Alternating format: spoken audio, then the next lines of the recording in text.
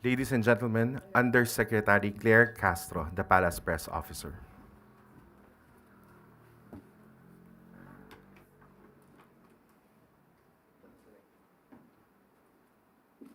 Magandang umaga, Malacanang Press Corps. Welcome sa ating press briefing ngayong araw. Simulan natin sa magandang balita na dala ng administrasyon ni Pangulong Ferdinand R. Marcos Jr. sa bagong Pilipinas. Malapit nang makasakay ang mga commuter sa tren na puno ng good vibes. Alinsunod sa direktiba ni Pangulong Marcos Jr. na gawing madali at komportable ang pag-commute ng mga Pilipino, maaasahan na ang mga istasyon at tren sa Metro Manila ay magkakaroon ng mabilis at libreng internet.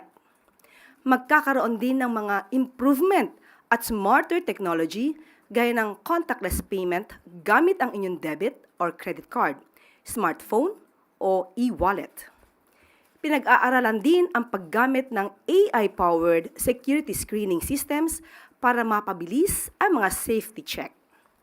Ipapatupad ng Department of Information and Communications Technology ang libreng Wi-Fi sa lahat ng MRT station na may kasunod pang planong pagbibigay din ng libreng internet access habang nasa loob mismo ng tren. Nakikipagtulungan ang DICT sa mga telecommunication providers para makapagbigay ng mas malawak na bandwidth at mas maayos na internet coverage sa mga critical transit zones. Kasama na rin dito ang pagkakaroon ng in-station fiber networks at enhanced signal infrastructure. Ayon sa Department of Transportation, kapag naipatupad na sa MRT ang nasabing improvement, iro-roll out din ang programa sa LRT1 at LRT2. Sa pamamagitan ng mas matibay na pagtutulungan ng mga ahensya ng pamahalaan, binubuksan nito ang daan para hindi lang maging mas mabilis at efficient, kundi ay mabigyan din ng dignidad at mas maginhawang pagkukommute ang mga Pilipino.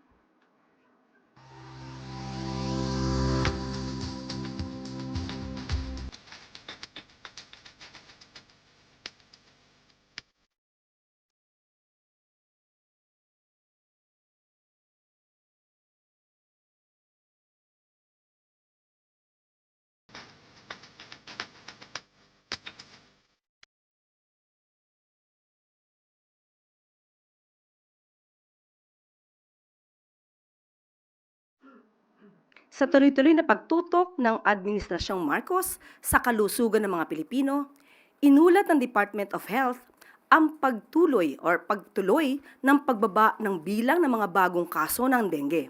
Mula 12,050 new dengue cases noong March 2 hanggang March 15, bumaba sa 9,289 ang bagong kaso ng dengue na naitala pagdating ng March 16 hanggang 29. Iniuugnay ng DOH ang pagbaba ng mga bagong kaso sa pagpapatupad ng pinag-igting na vector control sa mga komunidad. Bukod pa rito, ang mas maagang pagkonsulta dahil sa health education program ay nakatulong din para maipababa ang case fatality rate. Naging mabilis rin ang pagbibigay ng sapat na medical attention para sa mga dumudulog sa dengue dengue fast lanes ng DOH hospitals. Paalala ng DOH, huwag bitawan ang disiplina sa paglilinis at maagang paghahanda para sa tag-ulan at ituloy ang alas 4 kontra mosquito. Ito'y paanyaya sa lahat ng ilang mga kababayan natin ang alas 4 ng hapon para hanapin at sirain ang mga posibleng pinamumugaran ng lamok sa bahay, paaralan at mga lugar sa trabaho.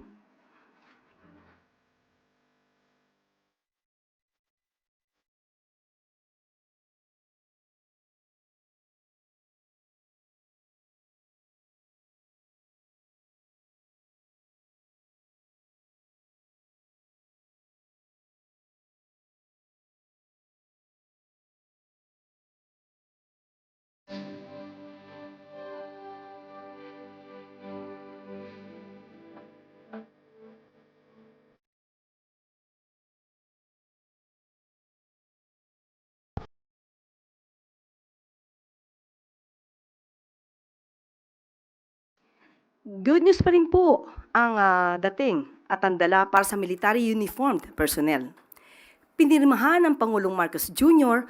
ang RA 12177 na nagbibigay ng libreng legal assistance sa mga military at uniformed personnel. Bagay na ipinagpapasalamat ang Department of Interior and Local Government.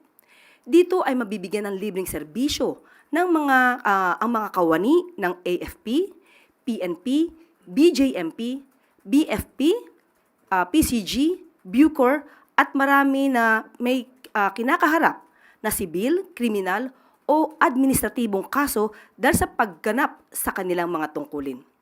Sa ilalim ng batas na ito, siguradong may suporta silang legal na maaasahan para mas makapaglingkod sila sa bayan.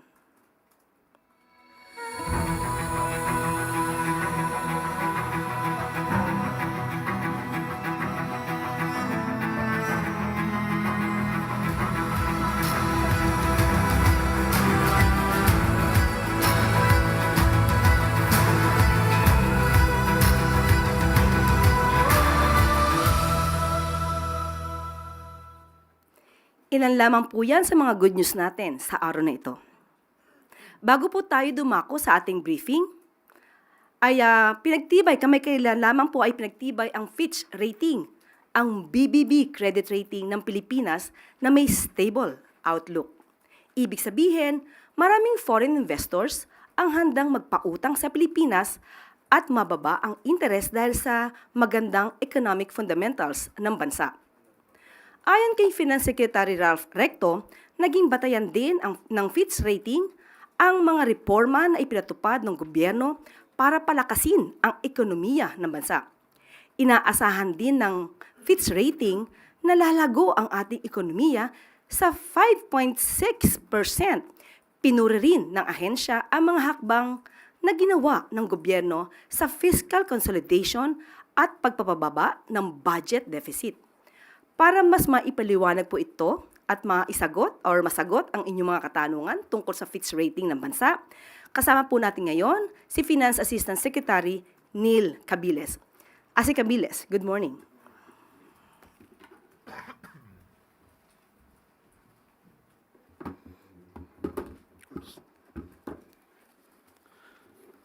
Yes, hello, magandang umaga. Good morning.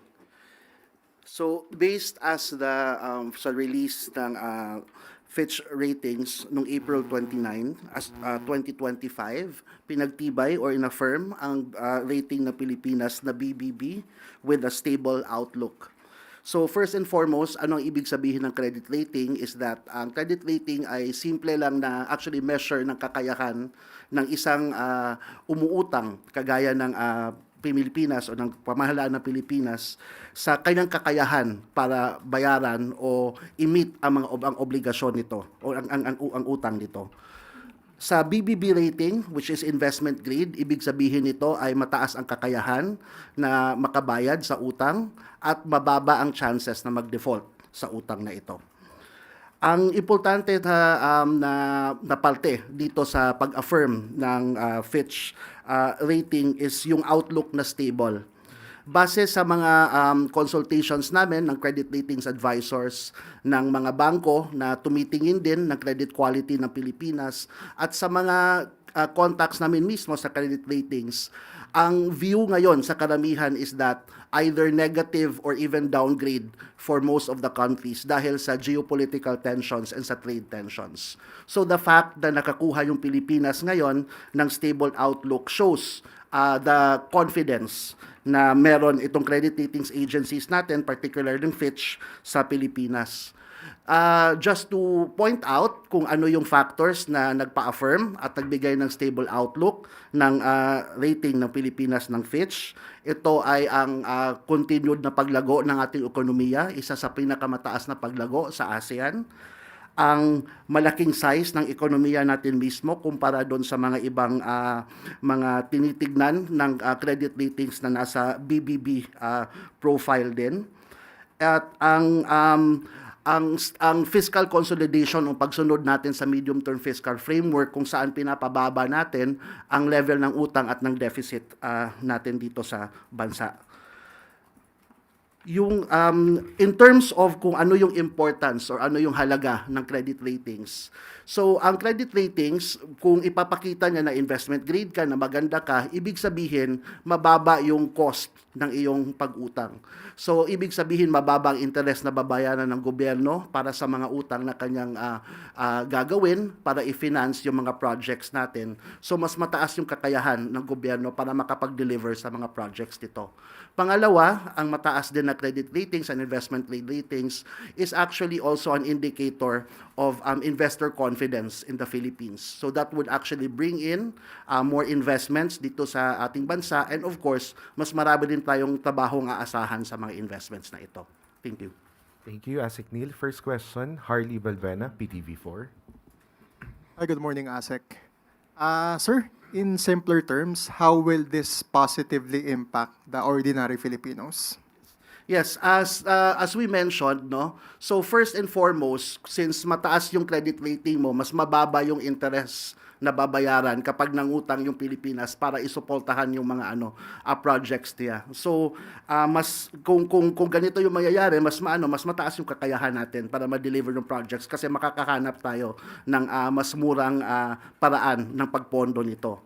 Pangalawa, since maganda yung credit rating mo, yung mga investors makikita nila na magandang investment destination ang Pilipinas. So pag mag-invest sila dito, definitely makaka-generate to ng trabaho. And it's particularly important ito ngayon kasi kung titignan nyo sa nangyayari dito ngayon sa trade tensions natin, yung tariffs ni Philippines relative to other ASEAN countries, mas mababa siya. So, yun pa lang, medyo nakakapag-attract ng investments yon. Tapos, yun, may ka pa, may magandang credit rating ka pa. So, marami kang magandang balita na ibibigay sa investors na para pumasok dito. Next question, Alvin Baltazar, Radyo Pilipinas.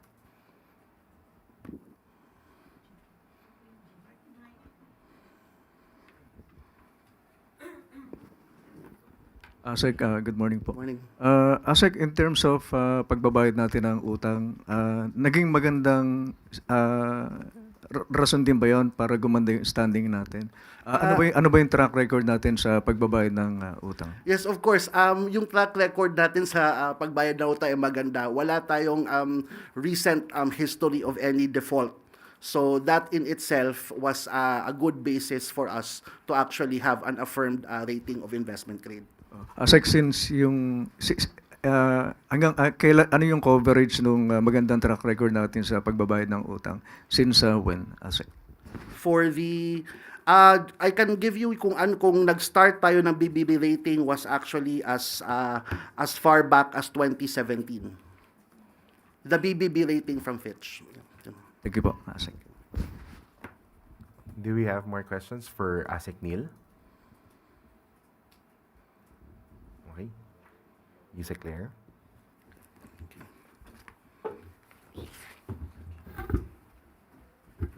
Thank you po, Ase Cabiles. Napakagandang balita po niyan. Ibig sabihin ay wala pala tayong record ng default o sa pagbabayad ng utang kahit napakalaki po ng utang na naiwan sa atin noong nakaraang administrasyon. So, ibig sabihin nito ay hindi pala totoong itim ang kulay ng bansa sa ngayon. Thank you po for that good news. At handa na po tayong tumugon sa inyong mga katanungan. Okay. Yusek Claire, first question po, Alvin Baltasar, Radyo Pilipinas. Yusek, good morning po ulit. Yusek, kakamustahin lang po yung turnout nung launching ng pagsisimula ng 20 pesos per kilo ng bigas. Ano pong feedback pati doon sa quality ng rice na ipinamahagi kahapon? Nakita po natin, lalong-lalo po sa mainstream media, na napakarami pong nag-avail, marami pong pumila, marami pong nakinabang sa mga kababayan natin sa Cebu at nakabili po ng bigas na 20 pesos po kada kilo. At ito po ay sinundan po ng yung sa mga reporters po, sinundan po mismo yung nakabili at sila po ang nagpatunay na maganda po ang bigas, na isaing po nila at tuwan-tuwa po ang mga kababayan natin sa Cebu. Sana po nga ay magtuloy-tuloy po ang proyektong ito para sa mas nakakarami pang Pilipino. Bali patunay na dito, Yusek, doon sa parang kontra na din doon sa mga naunang pananabotahe sa programa natin, ano. Mhm. Opo. Kung ito naman po ay hindi manggagaling din naman sa mainstream media at mga responsible social media content creators, huwag niyo na pong paniwalaan yung mga fake news peddlers. Paniwalaan po natin kung ano po yung nakikita natin sa mga news na may kredibilidad. Yusek, we have follow-up question from Maris Umali, GMA7. Hi ma'am, magandang umaga po. Ma'am, how long can the government sustain the subsidy or program of a 20 peso price for the rice, and will there be a wider rollout? According to the reports given to the President, the program can be sustained up to December of this year, and maybe by the following year, 2026, it would be considered or will be included in the budget. Ma'am, may tatanong lang po ako kasi meron po kami reporter, I just forgot where he was last night, pero meron daw area na hindi natuloy yung 20 pesos. Meron po bang nakarating na ganito sa inyong na information? Sa Cebu? Sa Kadiwa po, ma'am. Ng Cebu? Yes. Opo. Parang hindi ko alam kung saan exactly, pero meron pong nakarating na hindi raw po natuloy dun sa particular area na yun. Meron po bang ganitong nakarating sa inyo? And kung ano yung dahilan, bakit hindi natuloy dun sa area? Sa ngayon po ay wala pa po tayo nadinig na ganun pong balita, pero i-follow up po namin at aalamin namin kung totoong may nangyaring ganun po at kung ano yung maaari naging dahilan, kung meron man po. Another follow-up question po from Maricel Halili. Yusek, magandang umaga po. May update na po ba tayo tungkol dun sa ni-request na exemption for the 20 pesos per kilo ng bigas? Pinayagan din ba sila na maibenta outside Cebu but within Visayas? Sa ngayon po itong oras na to, itong minuto na to, ay wala pa pong napaparating sa akin kung napayagan po ng COMELEC yung exemption. Pero makatapos po ng press briefing, kakausapin po natin si DA Secretary Kiko kung ano man po ang pinaka-latest dito. Follow-up. Maris Umali. Ang sabi po, ma'am, sorry, hindi po pala sa Cebu. Kadiwa Store sa Bureau of Plant Industry sa San Andres, Malate. Halos likod lang ng church. Dahil po ba hindi kasama siya supposedly dun sa 20? Sa Cebu po, supposed to be kasi ang launching po sa Visayas Cebu lamang. Avenue ay ngayon. Mhm. So, since kung hindi pa po ito pinayagan ng COMELEC, hindi po siya magro-roll out doon. Kasi po supposed to be ang launching for that Visayas Avenue sa Bureau of Animal Industry. Tama po ba? Bureau of Plant Industry po. Kasi supposed to be ang launching is Bureau of Animal Industry. Yung launching ng NFA. Okay. Pero hindi pa po kami nabibigyan ng update patungkol po doon. Kasi ang rollout po talaga is sa Cebu, Kadiwa Store sa Cebu. So that's the only reason? Yes. Hindi dahil kulang ng supply, Ay, hindi walang po. naging problema? Marami po tayong supply sa ngayon. Okay. And yung sinasabi niyo po na it will be sustained until December, yung wider rollout po ba to different sectors, posible po ba yun? Or it will just be for the indigent only in the meantime? Yes, for the meantime, only for those vulnerable sectors po. Another follow-up question from Eden Santos, 25. Good morning po, Yusek. Clarification lang po kasi sabi niyo last time, lahat po pwedeng bumili nitong 20 pesos na bigas. Pero ang sabi po ng DA, mga piling sektor lamang po ng ating lipunan yung makakabili nitong murang bigas. Alin po ba talaga yung totoo dun? Yun po ang unang plano. Pero dahil po napag-aralan po, naunahin muna po yung nasa vulnerable sectors, uunahin po muna natin sila. Yan din po ang pahayag ni DA Secretary Kiko Laurel. Binalak po na lahat po para sa Kadiwa stores, but pinag-aralan po para hindi rin po magkagulo at mauna po yung mas nangangailangan po. Uunahin po muna yung mga nasa vulnerable sectors. Okay, kasi po nauna nang sinabi ni DA Secretary nung nagsaing po sila ng bigas na pili lamang. Then the next day kayo po yung nagsabi na lahat pwedeng bumili. Medyo nagkaroon lang po ng konting pagkalito doon. So ngayon po, Hindi po ganun ang ating nasabi. Ang sabi po natin, pipilitin po na lahat. Yan din po ang nasabi po ni NFA Administrator. Nung ating pong niliwanag din kay Secretary Kiko, sinabi po niya na yun din po talaga ang binalak, pero uunahin po muna yung vulnerable sectors. Thank you po. Next question, Tristan Nadalo, Newswatch. Hi, Yusek. Morning po. Ma'am, first po on VP Sara Duterte's comment regarding the Prime Water probe. Sabi niya po ay it's political and ginagawa lang daw po ito ng administrasyon dahil sa politika and dahil daw po rin sa kanyang endorsement kay senatorial candidate Villar. Ano po ang comment natin dito? We cannot expect anything nice or any nice word from the Vice President in favor of the President and of the present administration. She will always use that excuse or defense of pamumulitika without really answering or responding directly to the issues.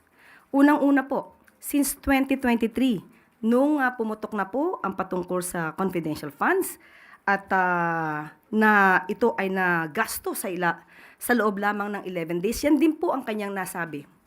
Napakaagang pamumulitika. Ngayon po, may issue pa rin po tungkol sa 12.3 billion nakuha findings patungkol po sa DepEd unsettled financial transactions ng DepEd sa pamumuno po ni VP Sara. Yan pa rin po ba ang sasabihin niyang pamumulitika?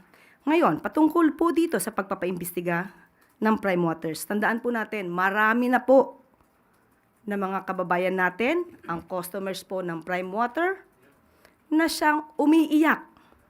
Hindi po ito bago. Kaya po nakakapagtaka kung bakit hindi ito nasolusyonan sa nakaraang administrasyon. Well, anyway, namayagpag naman po ang Prime Waters noong taong 2018 sa panahon po ni dating Pangulong Duterte.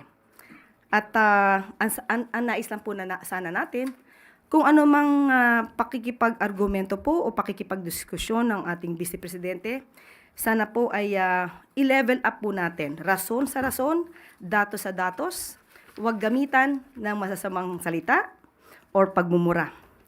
Tandaan natin, ang Prime Water, ano man naging transaksyon nito, dahil umiiyak ang karamihan, dapat po talagang maimbestigahan. So wala pong pamumulitika ito. Hindi po lahat ng ginagawa ng administrasyon para sa taong bayan ay pulos or pamumulitika. Kailangan pong trabahuhin, obligasyon po ng gobyerno at ng Pangulo na tugunan ang lahat ng hinaing ng taong bayan. Yusek, we have follow-up question from Pia Gutierrez, ABS-CBN. Mamingi lang po ng details dun sa investigation. Which agency will investigate Prime Water at kailan po ito magsisimula? Nag-start na po. Ngayong araw na to. Ang luwa.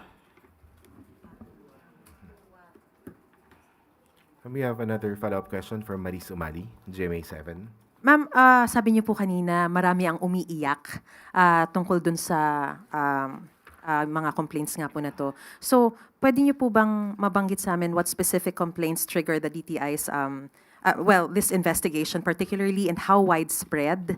At kung sakasakali, ma'am, na the findings confirm the lapses, ano pong sanctions ang pwedeng kaharapin ng Prime Water or other providers, if ever?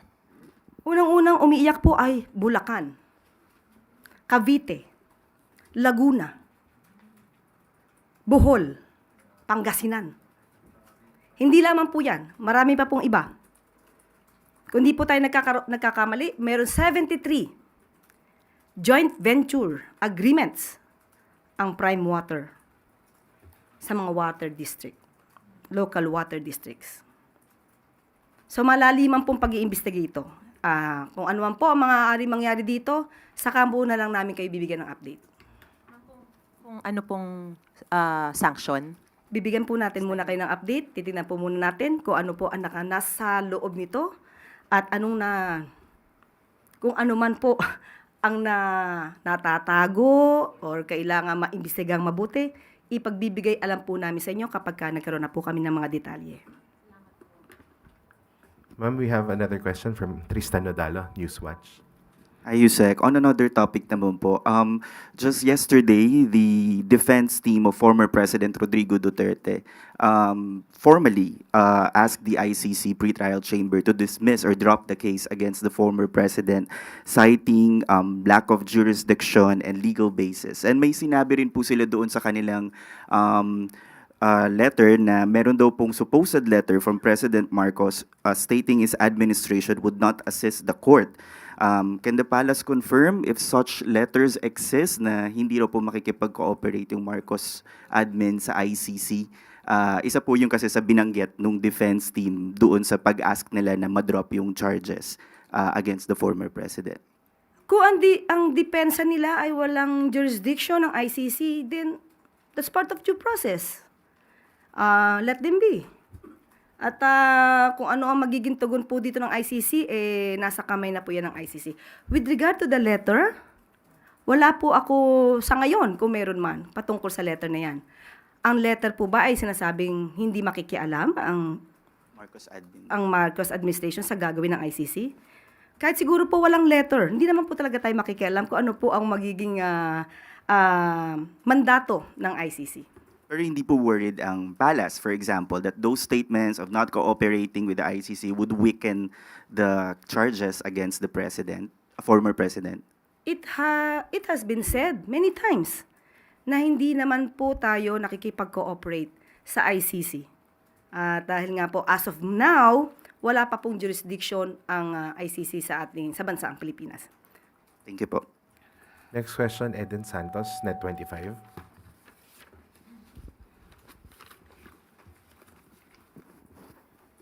Yusek, sabi po ni Vice President Sara Duterte, impeachable offense daw po yung ginawa ni Pangulong Ferdinand Marcos Jr. o ng gobyerno sa pagsuko sa ICC kay FPRRD.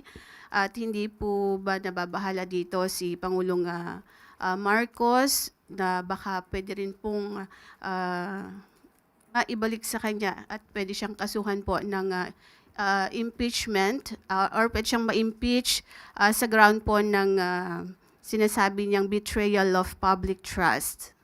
So ang tanong kung nababahala ang Pangulo, hindi po. Next question. Next question, Jinky Baticados, IBC 13. Good morning, ma'am. Ma'am, yesterday po, the President announced about the reduce ng SSS and calamity loans po, ma'am. No? Sa interest rate po nila. And it will be effective po on July. So, may you please expound further on this po, ma'am? And what does it mean for current and future borrowers? Napakagandang pong balita niyan. Ito po ang nais po kasi ng Pangulo sa programang ito ay magkaroon po talaga ng poverty reduction. Kapag ka po nalaman natin na yung interest po ay bababa para sa mga kababayan natin na may kasalukuyang utang sa SSS, maganda pong balita yan. Para po kahit po yung kanilang kinikita o yung kanilang konting savings para maibayad, ay mababawasan yung kanilang pagbabayad sa kanilang mga utang dahil liliit po ang interest. So, yun po yung nais ng ating Pangulo. At ito po'y para sa mga taong bayan, para po kahit pa paano maibsan ang kanilang kahirapan o nararamdamang kahirapan sa kasalukuyan. Kaya muli sasabihin natin, hindi po talaga kulay itim ang bansa. Yusek also po, kahapon din, in-announce po din niya sa wage board, no, he actually gave directive na dapat they have to review further the minimum wage in the respective areas po. May timeline pong binigay ang Pangulo sa kanila? Okay, sa kasalukuyan po, dapat po na malaman din po ng ating mga kababayan na lahat po ng region natupad po ang utos ng Pangulo na taasan po ang salary or minimum wage through a regional tripartite board. Nabigyan po ito for the whole 2025, nabigyan po na taasan po. At ngayon, sa kasalukuyan, pag-aaralan muli para naman sa susunod na taon. Opo, ganun po yon. So, para po ito sa mga manggagawang Pilipino po. Yusek, we have a follow-up question from Ann Soberano, Bombo Radyo.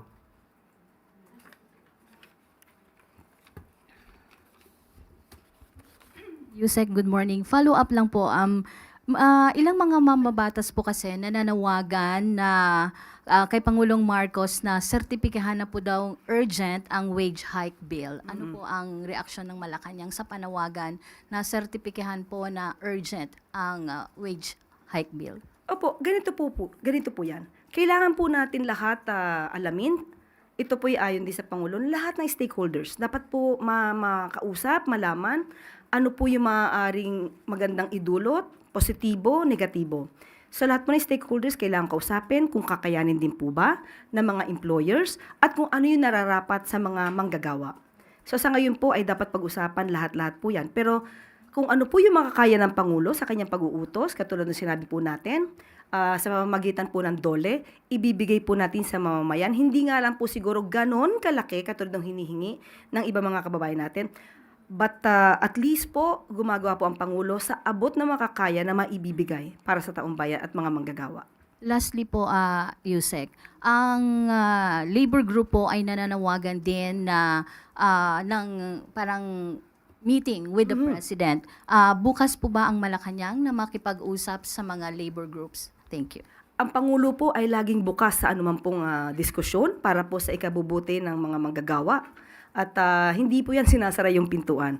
Kailangan lang din po siguro natin na masabi sa Pangulo kung papaano, kailan, para po magkaroon sila ng magandang pag-uusap.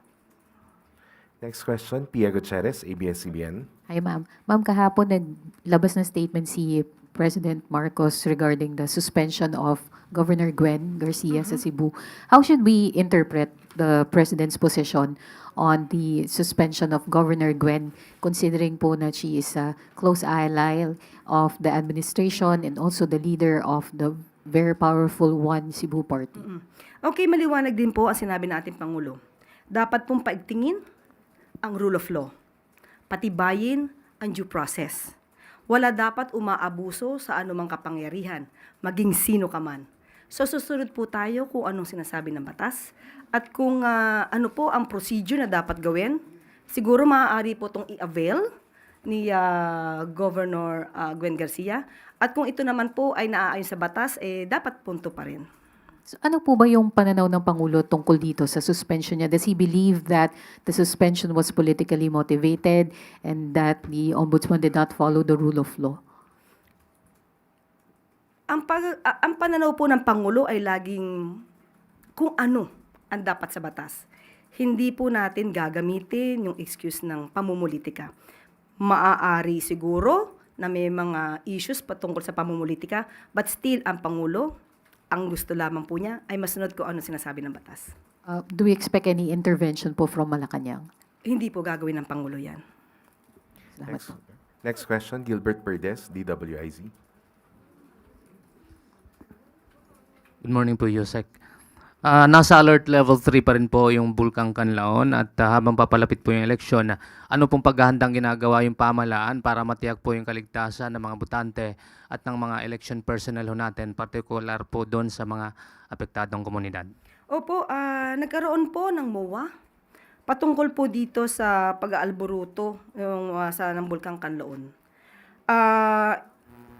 Ang sabi po sa MOA ay pag-iigtingin po ang kanilang pagsiserbisyo para masiguro po ang kaligtasan at ng mga kababayan natin at matuloy po ang sinasabing eleksyon sa darating na May 12.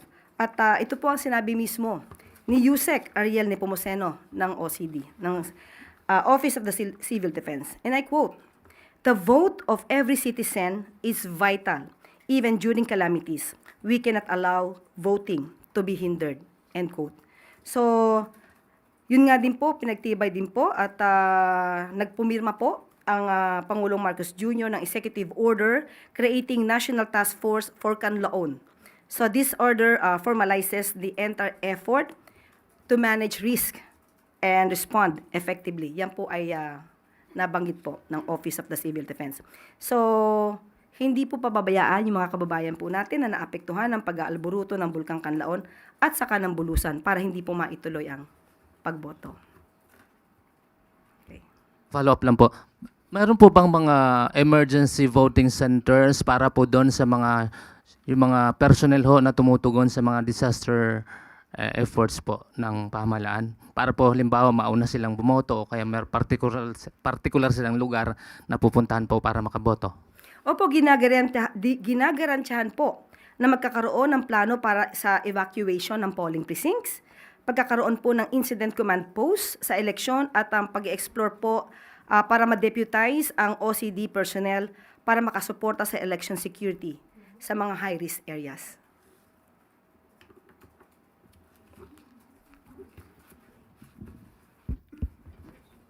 Follow-up question, Vance Fernandez. Ma'am, on Governor Gwen, regarding dun sa kanyang pagmamatigas na ayaw niyang bumaba sa pwesto, papayuhan kaya to ni Pangulong Ferdinand Marcos? Maliwanag nga po, sinabi ni Pangulong Marcos, dapat sundin ang batas. So kung ano po inaayon sa batas, yun din po ang dapat sundin, walang dapat umabuso. Wala po tayo sinasabi kung ang umabuso ay yung ombudsman o si Governor Gwen Garcia. Kung ano po nasasaad sa batas, kung may depensa naman po si Governor Gwen Garcia at sinasabi na hindi dapat magpatupad ng suspension sa loob ng 90 days during the election period. Kung yun po ang nasasabi ng batas, yun po yung sundin. Thank you, ma'am. Bago po tayo magtapos, bilang update sa inisyatibo ni Pangulong Marcos Jr. na magbigay ng libreng sakay sa LRT1, LRT2 at MRT3. Umabot sa higit 1.2 million commuters ang nakinabang sa unang araw ng Labor Day bilang sakay noong April 30. Nauna nang sinabi ng Pangulo na ito ay isang pagbibigay pugay sa mga manggagawa at sa kanilang kontribusyon sa ekonomiya at sa lipunan. Tatakbo ang libreng sakay para sa lahat sa LRT1, LRT2 at MRT3 hanggang bukas, May 3.